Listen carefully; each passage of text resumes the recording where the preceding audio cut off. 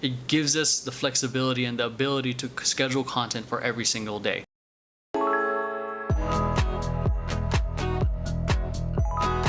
One of the common things our clients, or the people we talk to in general, one of the common challenges they face is not having enough content, or not having any ideas to come up with content, or they just don't know where to start. And in the world of social media, content is king. And not only that, you've also got to be consistent with whatever social platforms you decide to be on. So the question is, do you have a content strategy that you're implementing, or you just kind of like, feast and famine? You do a photo shoot or whatever it is, and then you use it all up on social, and then you're, scrambling for more content there. If you find yourself similar to what our clients go through, you're losing the attention of your potential customers, and even losing followers because of your lack of consistency. So today we're going to be talking about Vision Paradox's content strategy. So by the end of this video, by the end of today, you'll have an in-depth understanding of our content creation strategy, so you have an infinite amount of content to work with on whatever platform you're on.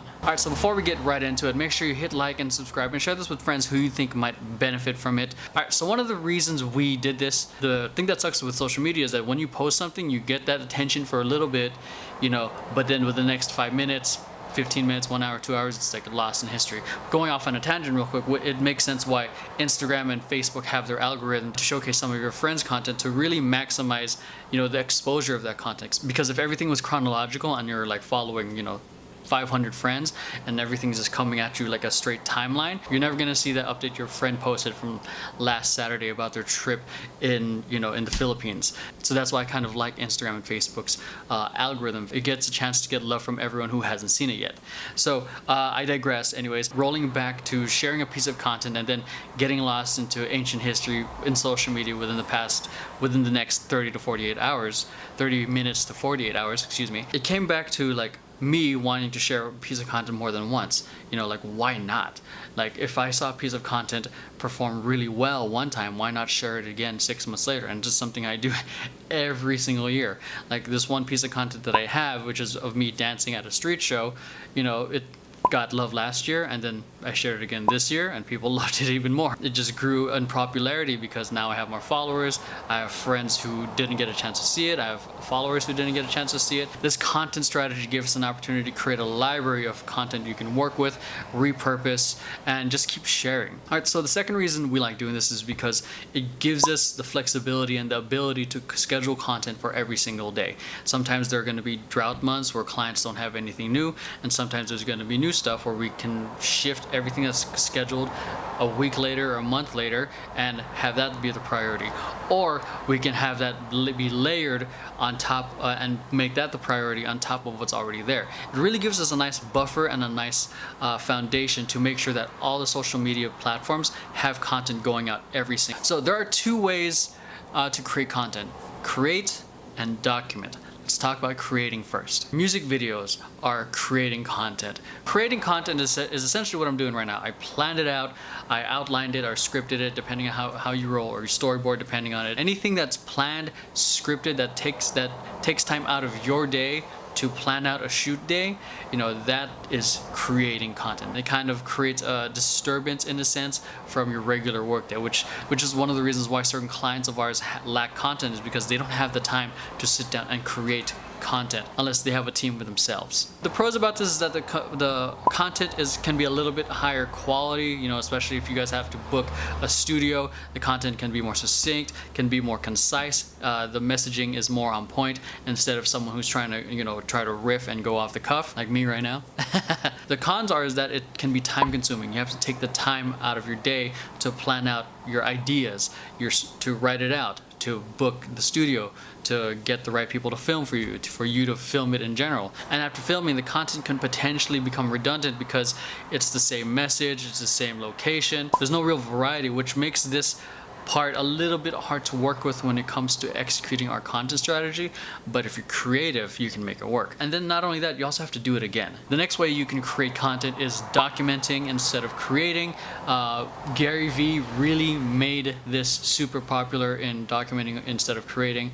I've honestly been doing it since 2003 when I got my first handheld camera, just filming everything, documenting everything I possibly can, and I used to edit on VHS tapes prior to Premiere. But anyways, I digress. So the beauty of documenting is that you don't need to plan.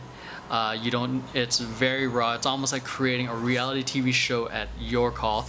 Very similar to Snapchat. Snapchat, it's like 10 times more raw because, you're filming it at that moment. With documenting, it's raw in that sense, but you have the flexibility to do post-production, add some lower thirds, add some animations, you can add some music if you wanted. And you don't exactly have to plan out a shoot day because every day is a shoot day if you want it to be. Documenting doesn't necessarily mean you have to start vlogging. You don't have to necessarily go to the extent of a Peter McKinnon or a Casey Neistat or even a Gary Vaynerchuk. You don't have to document every single second of your day. So document the parts that are important and the parts that you think aren't that important, and I'll explain. Document the parts that are important, meaning say you're in a meeting and you might share some business advice that might be directed at that person, but that advice itself can be helpful for someone else. And then all you'd have to do is just cut it up real nice, make sure there's no private information that gets out. And when I talk about the things that aren't important, the day-to-day stuff, that can be things like, for me, when I'm doing dance, I think rehearsals can be boring as hell because there's a lot of standing, waiting, and just practicing the dance moves over and over. But the people who've never been in that realm, who've never stepped foot inside a rehearsal, that can be interesting to them. That can be interesting content for you to share. And if you can wrap it up in some sort of message, that can be a pretty powerful piece of content. So when it comes to that, like in terms of documenting the important and non-important things, what are things that you think are boring, like how you like a customer service call. Some people might think that's boring, but if you happen to have a conversation with a really difficult customer and you handle it like a pro, that would be pretty interesting to watch, because people who are trying to improve their customer service skills, that might be something super helpful, because then they see you, and we learn by example. Monkey see, monkey do, in a sense. Pros of this is there's no scripting. You don't necessarily have to outline anything. You can, if you want to, kind of like outline, like if you know your day, you think about the certain things you want to film and what you don't want to film. The last thing you want to do is just film nothing.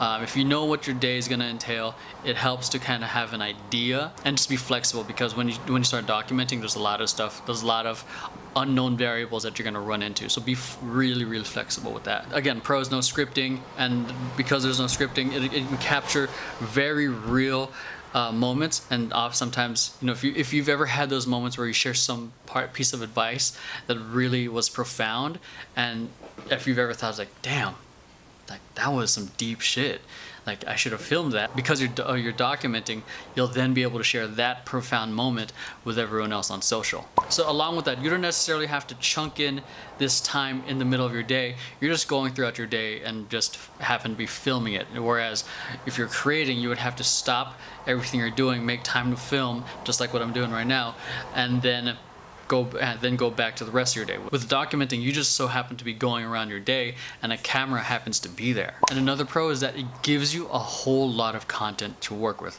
If you're going from one place to another, that's like multiple video shoots and photo shoots. For me, if I had a really busy day, it would be going to a rehearsal, a meeting, hanging out with my son, phone meeting, and then another meeting. So then that's several different locations. And if I'm mindful enough to be able to set my camera at the right place, I can get a good vlog. I can get some good audio content, potentially use it for a podcast. I can use it, get really nice clean images. And that's for each potential location I just mentioned. Rehearsal space looks different from the first meeting, looks different from me hanging out with my son, looks different from the second meeting I go to. So that, just by filming your regular day, you create a lot of content. So the cons of this is that it can be pretty time consuming because there's so much content to sift through, and unless you have an editor who can do all that work for you to look for the best moments to create all these pieces of content, you've got to chunk some time into the editing process. Either way, if you're a solopreneur and doing all your own editing, you're going to have to edit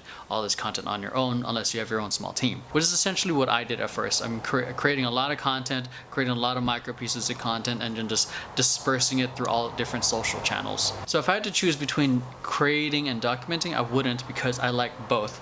There comes a time to create and there comes a time to document. There have been many times in the middle of me vlogging and documenting where I have a 20 to 30 minute window, or even a little longer, where I can actually fit in a Q&A episode, which is essentially what a lot of my Q&A episodes are. I have some downtime. I don't have a whole lot to do like a tutorial or anything that's in depth, so I do a Q&A episode, and each Q&A that becomes one piece of content, and then like each Q&A episode becomes a separate episode in itself, because that obviously leverages SEO, but some people just aren't going to watch that entire episode and they just want to see that question answered right off the bat.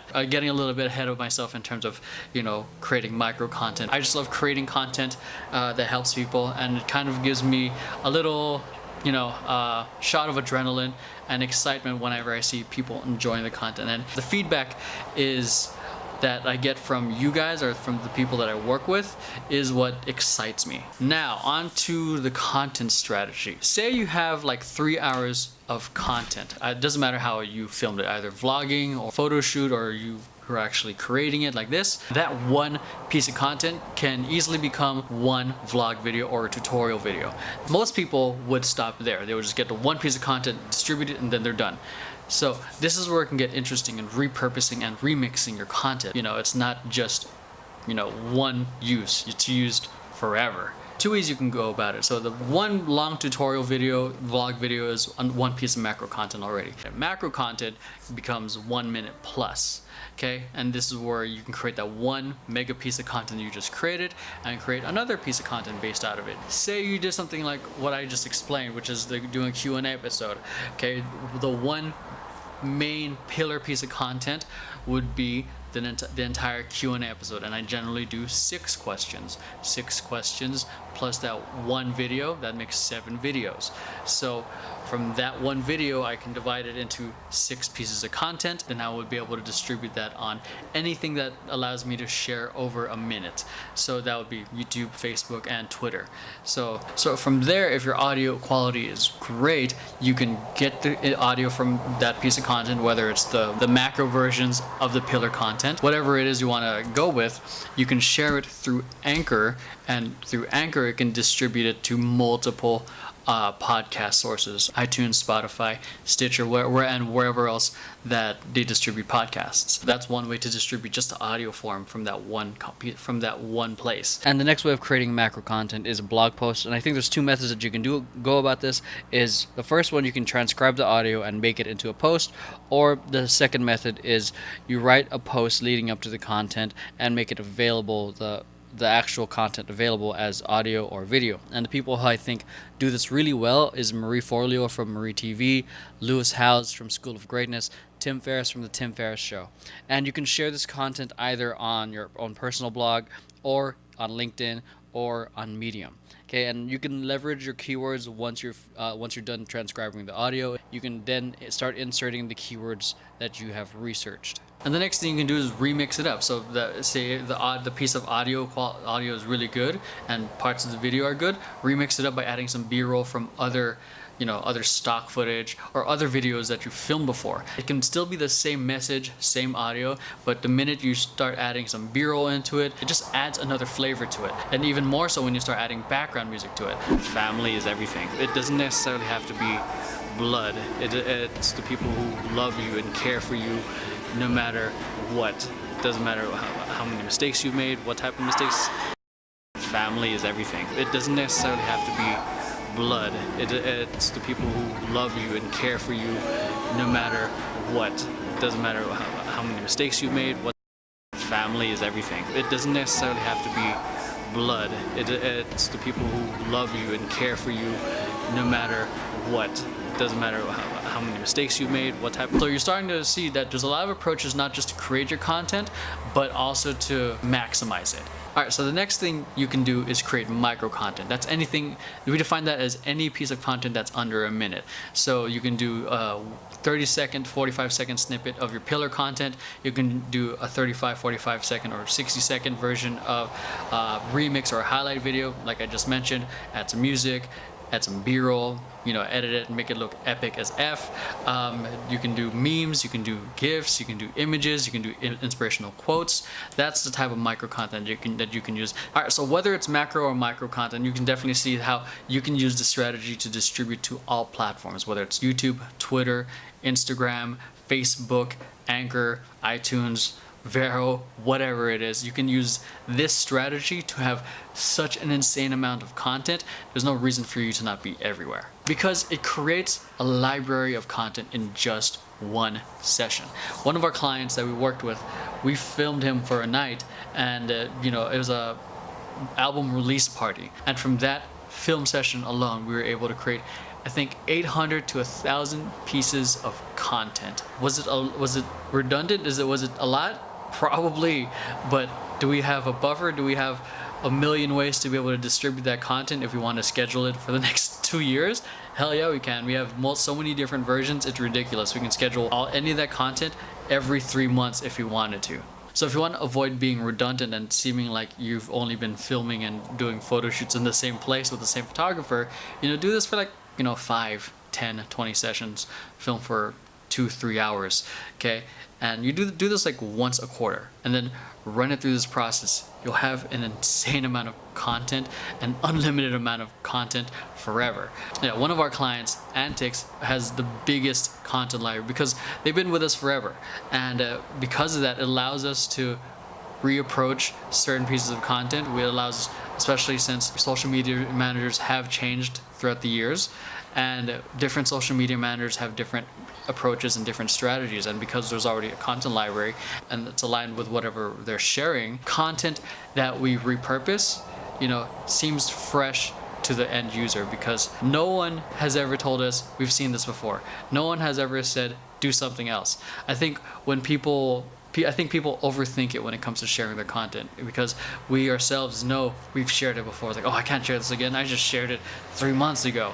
You're like, who cares? Once you get to that point of like, you don't care what other people think, but this image that you shared 3 months ago resonates with you today, why not share it and share your truth and share your message? What holds people back is being overly concerned about the opinions of others. If your message is still coming from the soul, coming from your truth, and hitting and resonating with the people you're sharing it with, which most of the time it will, then I don't see why you shouldn't share a piece of content again. I mean, people came up with Throwback Thursday, Way Back Wednesday, Flashback Friday for a reason. I mean, you can literally schedule 1 to 2 pieces of content every single day and then add your new stuff on top of what's already scheduled. I mean, some people might not want to do this because they want to be intentional with their aesthetic or intentional with what they're sharing. Cool. If you want to maximize your time and still be intentional with the content you produce, work with another videographer or photographer at an additional 2 or 3 hours. Bring different outfits. Pay a little bit more so you can have a longer session and to be able to produce the content that you want. Alright, so that's it. Hope you guys enjoyed today's episode of Vision Paradox TV. If you guys liked it, make sure you hit like, subscribe, share this with friends who you think might benefit from it. Hit the bell button so you guys are getting notifications of when new content is coming out. I'm just goofing off now. That's it. Thanks for watching Vision Paradox TV, and I'll catch you guys next time. Peace.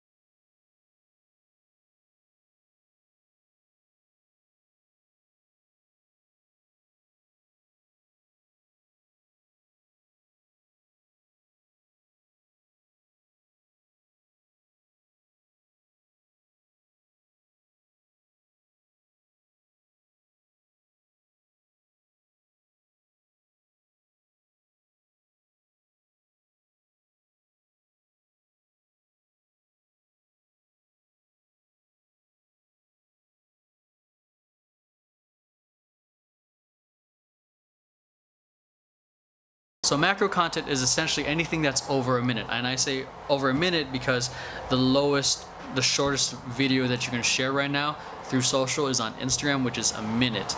So until they go like Twitter, which is a little past 2 minutes, the lowest one is 1 minute. So that's where it would be considered micro content, anything under a minute.